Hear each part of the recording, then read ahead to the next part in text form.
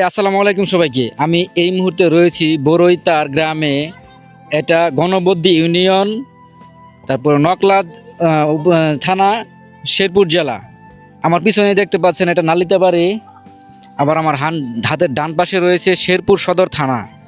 আমি ঠিক তিনটা থানার যে মিডিল পয়েন্টে সেইখানে অবস্থান করতেছি।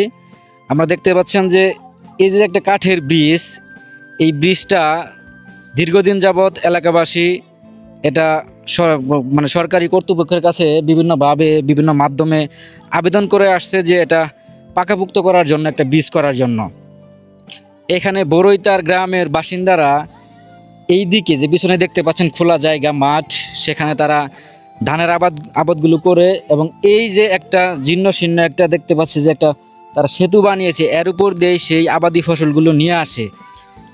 আমার নিচেই দেখতে পাচ্ছেন যে একটা গভীর নদী, এই নদীটা বয়ে গেছে, এখানে পাহাড়ি ঢল আসে, অনেক স্রোত হয়। তাদের জীবনযাপন করতে অনেক সমস্যা হয় এবং কি কষ্ট হয় এই ধানগুলো সেখান থেকে নিয়ে আসতে। তো আমরা এলাকাবাসীর সাথে এখন কথা বলবো যে তাদের কি কি অসুবিধাগুলো হয় এবং তারা এই বৃষ্টি সম্পর্কে কিছু বলতে চায়। তো চলুন কথা বলা যাক।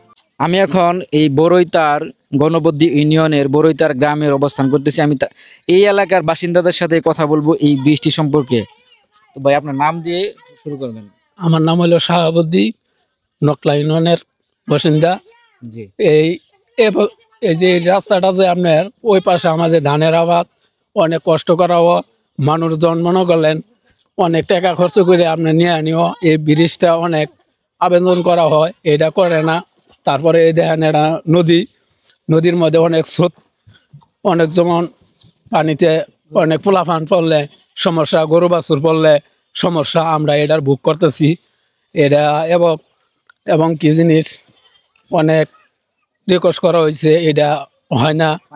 আমরা না দুর্যোগের মধ্যে আছি, মনে করলেন এই জিনিসটা করার লেগে আমরা সরকারের কাছে আবেদন করি। আমরা এই জিনিসটা পাইতাছি না, আমরা এই জিনিসটার লেগে খুব কষ্ট করতেছি। আবার ফসল তোলা হয় না, গরু বাছুর নিয়ে যাওয়ার হয় না, এটা খুব কষ্ট করতেছি। এটা রাঙার খুব দরকার, আমরা সরকারটা আবেদন করতেছি, আমরা পাইতাছি না।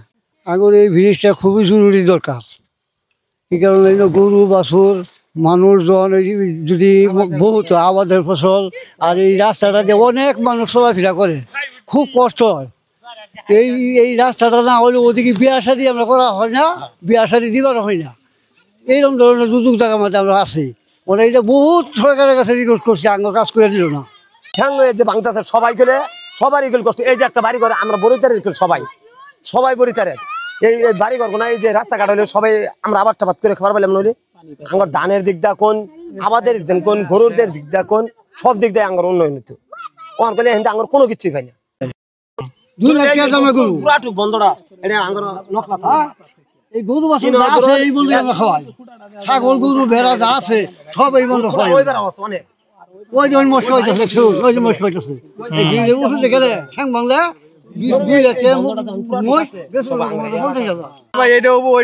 কিন্তু কেউ কিছু করছে না। গেছে এই দূরই বুঝলেন না, গেছে।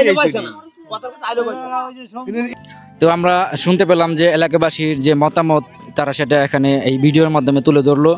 তাদের মূলত এই বিশেষ প্রয়োজন এই ব্রিজটা। তাদের যে অধিকাংশ জমি, প্রায় তাদের যে পরিমাণ জমি রয়েছে তার অর্ধেকের বেশি জমি তারা এই মাঠের ভিতরে, তাদের জমি রয়েছে, তারা এখানেই আবাদ করে ফসল ফলায়, যে ধান হয়, সেই ধানগুলো এবং কি গরু ছাগল যে তারা লালন পালন করে সেগুলো এই মাঠের ভিতরেই তাদের নিতে হয়। তো এই একটি মাত্র ব্রিজ, জীর্ণশীর্ণ ব্রিজটা তাদের একমাত্র ভরসা। তো এলাকাবাসীর একটাই চাওয়া যে এই ব্রিজটা যেন দ্রুত নির্মাণ করা হয় এবং তাদের চলাচলের জন্য সুযোগ সুবিধা করে দেওয়া হয়।